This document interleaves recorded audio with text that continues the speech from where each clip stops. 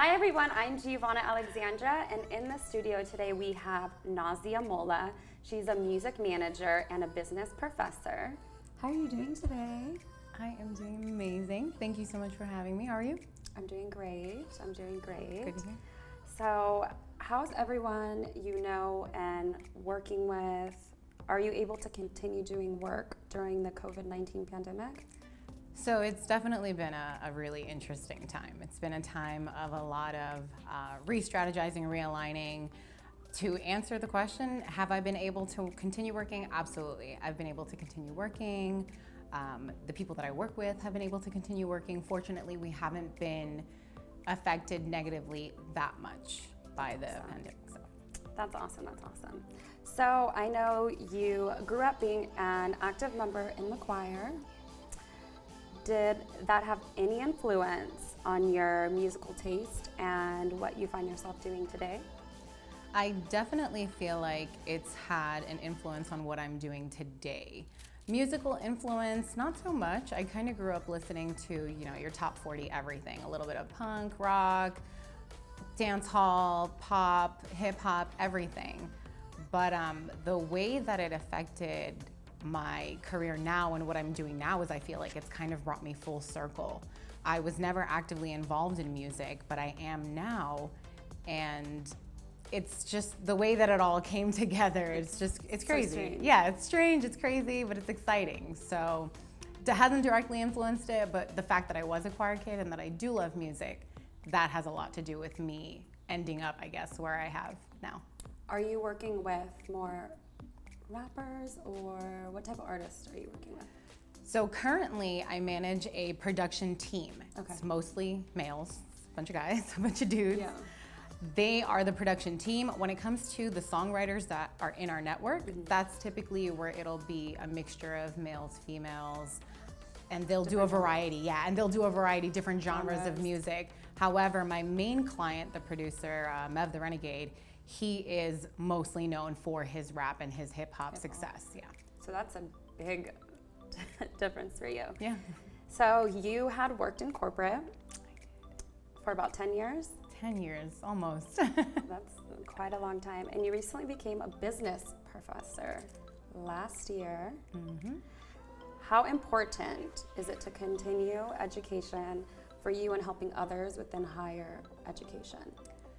When it comes to my personal opinion on education, I foster and embody the quote, knowledge is power. Yeah.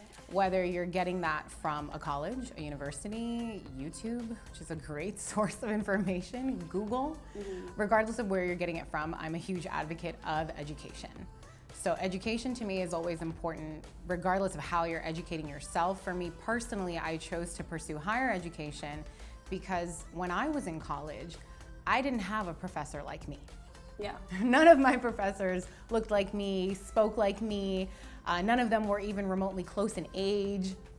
So I kind of felt the need to fill a void, to be someone more relatable, to be someone that students can look up to and be like, you know what, like she's not too different than us. Maybe we should listen to her. They relate to you. Yeah, they relate to me, Yeah. and I feel like it's a completely different level of respect when I walk into a classroom as opposed to, no offense to our more tenured educators. However, it's different. I can tell that there's a completely different reaction. When I walk in, they're all just like, that's our professor? Okay, yeah, okay, sure. What do you have to say? We'll hear it. That's so funny. Do you, what's your favorite book you're reading right now? So my favorite books are all the textbooks that I use to teach. I know it sounds crazy, but I am, I guess I'm more of an audiobook listener. I spend so much time reading textbooks and papers that I prefer to listen to audiobooks. And I can't remember the title of it, but it's actually one on mental health, because mental health is really important, Yes. right? It's huge. We were kind of just talking about it earlier. It's on attachment styles. Okay, and it is mental health awareness month, it's as you know, so absolutely it's very important. Yeah, and so I've been recently familiarizing myself with different attachment styles and how they affect people and their relationships. And I am in an industry, in both the industries that I'm in, I'm touching people at all times. You know, I'm contacting people at all times. So I have to know how to talk to people, how to perceive people, to make sure that I'm understanding, you know, maybe the message that they're conveying and not taking anything personal. All right. While you were still at college, you introduced two friends of yours who later went to the group Renegades. How have you adapted to being a new face in an industry that is already established? It's been difficult. Yeah. It's been extremely difficult because a lot of the clients that my main clients have been working with, this is a relationship they've had, some of them, for over a decade. Yeah. And so here I am, this brand new face, this brand new person. It's been difficult, but the one thing that I can say I've done the most is kind of referring back to what I was talking about earlier with just being a people person. Yeah. And just knowing how to have conversations with people, how to break the ice, how to not make it awkward, how to show them that I'm personable. Even though you see me on the internet, I'm not very present online as many others are. So a lot of people don't know what to expect when they do meet me. So it's been difficult, but I've tried to remain a warm personality, someone approachable, making sure that I'm never giving off the wrong vibe, you know. Right energy. The right energy, no RBF. Yes. You know? When you walk in the room, don't you definitely feel someone's energy? So you always have that smile. Yeah. Like when I met you, you were just smiling. I was like, oh, I love her. Hey. I was like, oh. But what has been some of the struggles, but also successes that come to mind? Struggles have definitely been getting people to listen to you. Mm-hmm. Getting people to listen to you or to believe that you have an ounce of credibility behind what you're saying, that you are a woman of your word, that you are not making false claims, that your client is the renegade, that your client does have accolades, and I'm not just tooting my own horn, or his horn rather, that it's all genuine. So just coming off as an authentic person so that people don't think I'm just riding a bandwagon, or I'm tooting my own horn, or I'm name dropping for the sake of name dropping. I actually prefer not to name drop. Why? Because I'm not gonna lie, I got too many names to drop. Yeah, exactly. So I'm just not gonna drop them. But that has been definitely some of the challenges and some of the successes that have come right on the back end of that, is people being open to listening to what I have to say and accepting me and understanding and realizing, oh, she really is who she says she is. She really does work for who she says she works for. And he does have XYZ accolades. Yeah. So she can have showed up yesterday at the doorstep. She is who she says she is. She's believable, she's credible.